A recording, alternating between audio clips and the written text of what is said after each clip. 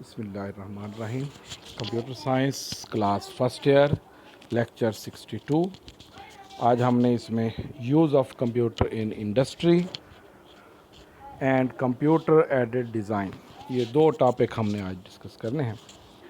تو اس میں سٹارٹ ہم کرتے ہیں use of computer in industry. یہ ہم سٹارٹ کرتے ہیں. انڈسٹری میں کمپیوٹر کا یوز ڈفرینٹ فیکٹریز میں، ڈفرینٹ فرم میں، جہاں پر مختلف پروڈکٹس بنائے جاتے ہیں، ان کو جو ہے وہ کس طریقے سے ہم نے وہاں پر کمپیوٹر کا یوز کرتے ہیں. تو اس میں ڈفرینٹ جو مشینری ہے وہ روبوٹک مشینری یوز ہوتی ہے اس میں، اور آٹومیٹڈ مشینری اس کو ہم کہیں گے automatic programmable machine. It moves applications, it moves and perform mechanical task کے مختلف وہ ٹاسک پرفارم کرتی ہے وہ مشینری. تو اس میں کمپیوٹر کا جو یوز ہے اس میں آٹومیٹک جو مشینری ہے اس میں انسانی کردار کم سے کم ہوتا ہے.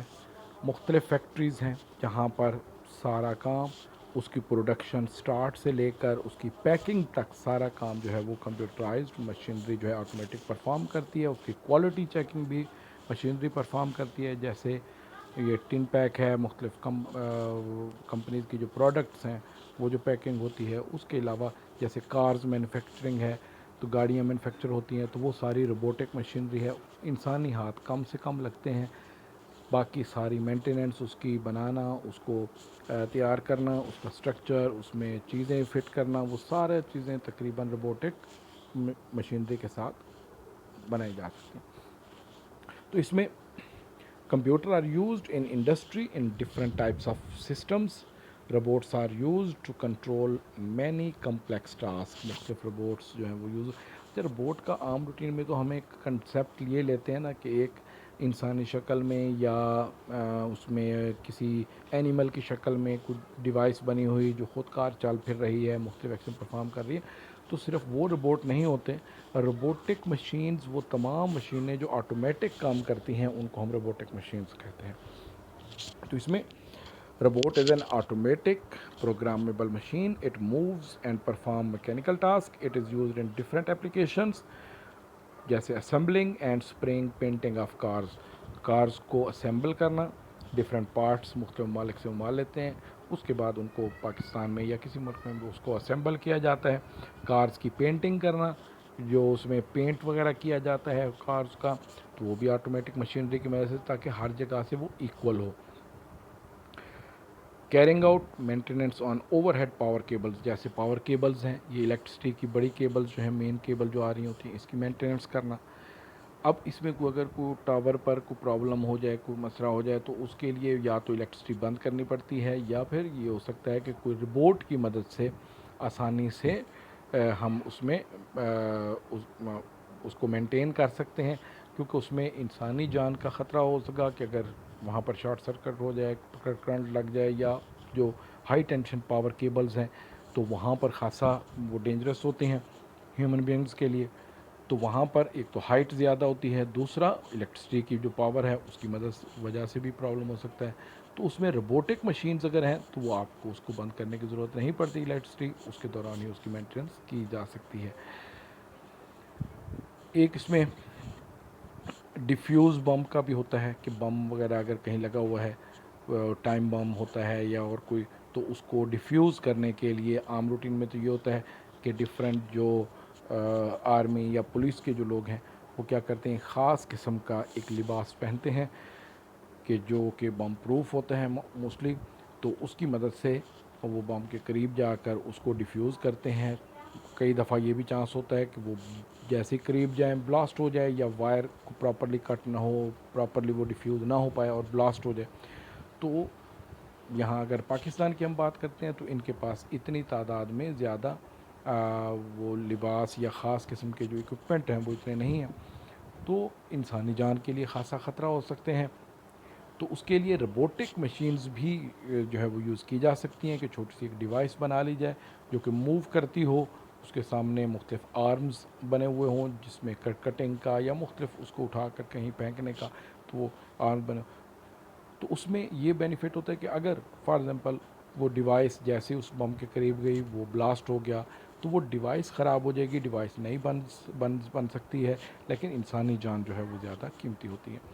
تو ٹیسٹنگ بلڈ سیمپلز ہیں کہ بلڈ سیمپلز کو ٹیسٹ کرنا، مختلف یہ جو کلینیکل لیبز ہوتی ہیں، پیتھولوجیکل لیبز ہوتی ہیں کہ جس میں بلڈ کے، یورین کے، سویب کے مختلف جو ٹیسٹ وغیرہ ہوتے ہیں، تو ان کو ان ٹیسٹ کے جو سیمپلز ہیں وہ ان مشینز میں لگائے جاتے ہیں، وہاں سے وہ جو ہے مختلف جو ڈیزیزز ہیں اس سے ریلیٹڈ مختلف ٹیسٹ کی مشین جو خودکار ہیں وہ بتا دیتی ہیں کہ اس بلڈ کے اس نمونے میں، اس سیمپل میں کہ کس چیز کی کتنی مقدار ہے، تاکہ اس سے ڈائگنوز کیا جا سکے اس بیماری کو کہ وہ اس میں ہے یا نہیں ہے۔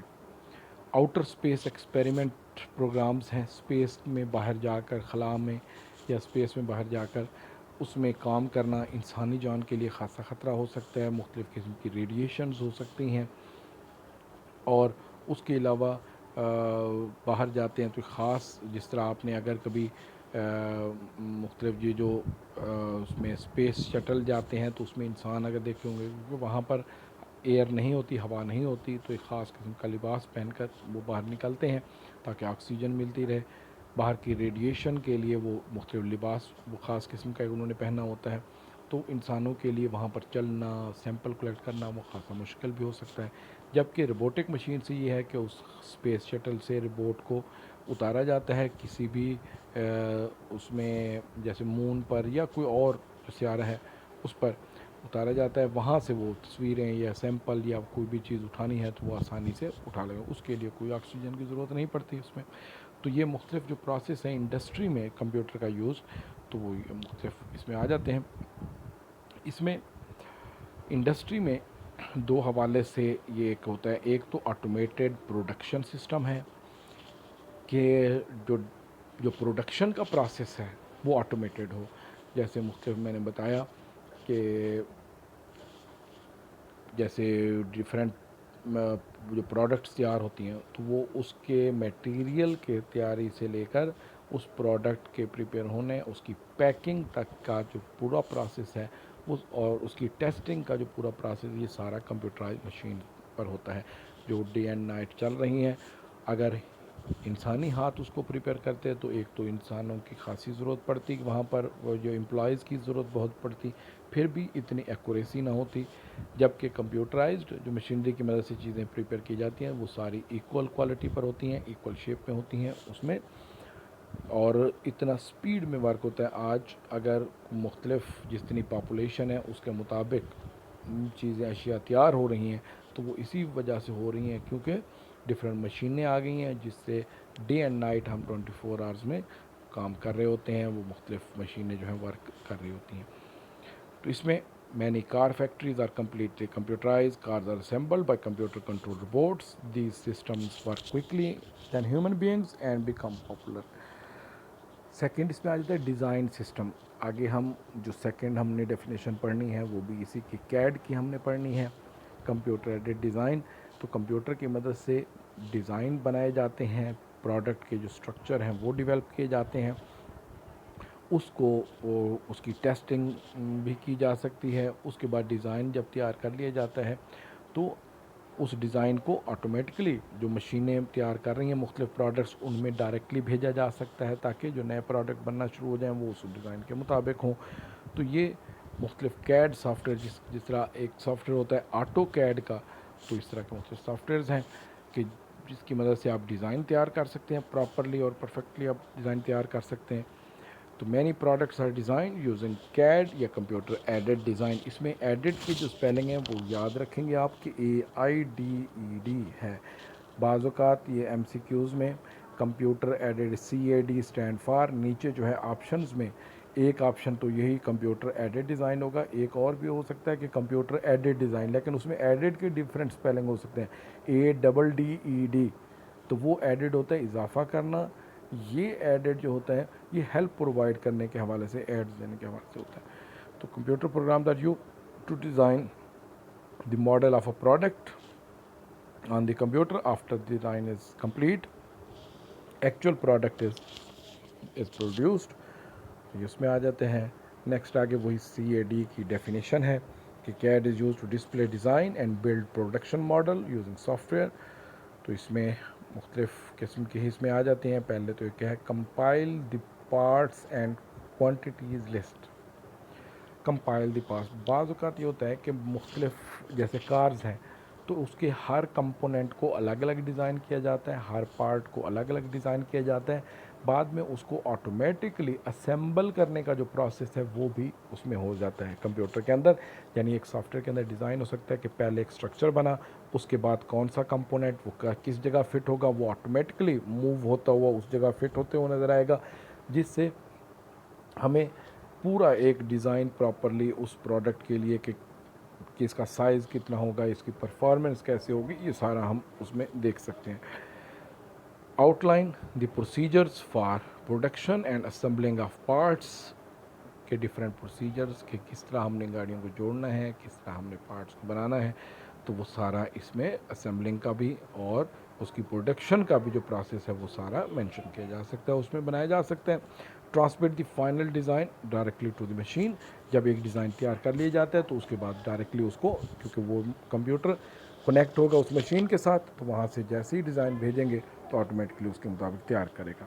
تو CAD is used in designing new cars, aircraft, bridges, building. مختلف بڑی جو بلڈنگ ہے اگر میپ نہ ہو تو آپ چھوٹا کوئی گھر تو بنا سکتے ہیں, جیسے فار ایگزامپل کوئی ایک کمرہ بنانا ہے, 2 کمرے بنانے ہیں, سامنے کو ایک برآمدہ بنا لینا ہے یا کوئی تو ہو سکتا ہے. لیکن بڑی بلڈنگز بنانے کے لیے, بڑی چیزیں بنانے کے لیے آپ کو پراپر ڈیزائن کی ضرورت ہوتی ہے. اگر ڈیزائن کے بغیر بنائیں گے تو وہ چیز پراپرلی نہیں بنے گی.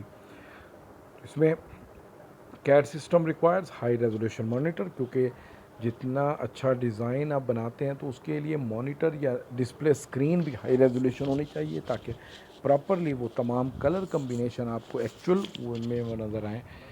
اس کے علاوہ ان پٹ ڈیوائسز میں ماؤس, کی بورڈ, گرافک ٹیبلٹ یا اسکینرز یوز کیے جا سکتے ہیں. پرنٹنگ کے لیے پراپرلی جس طرح پرنٹر ہے, پلاٹرز ہیں, جیسے خاص طور پر میپ وغیرہ اگر پرنٹ کرنے ہو تو اس کے لیے پلاٹرز یوز ہوتے ہیں. یہ پہلے پلاٹرز کی ڈیفینیشن میں ہم پڑھ چکے ہیں کہ مختلف پوسٹرز یا اس کے لیے پلاٹرز یوز کیے جاتے ہیں کیونکہ وہ پرنٹر کی نسبت زیادہ ایکوریٹ ڈیزائن پرنٹ کرتے ہیں.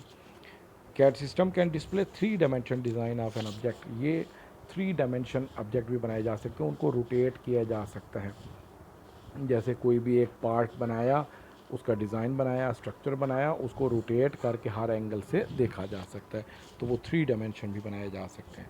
تو یہاں تک یہ 2 ڈیفینیشن تھی کہ جس میں ہم نے انڈسٹری میں دیکھا کہ کمپیوٹر کا کیا یوز ہے, اس کے علاوہ CAD کا الگ سے ہم دکھائیں گے. آگے پھر ہم روبوٹ کا بھی الگ سے ایک ڈیفینیشن آئے گی کہ جس میں روبوٹ کے حوالے سے کیا کیا وہ ایکشن پرفارم کرتے ہیں اور روبوٹ کے الگ سے ڈیفینیشن کیا ہوگی. اوکے, اللہ حافظ.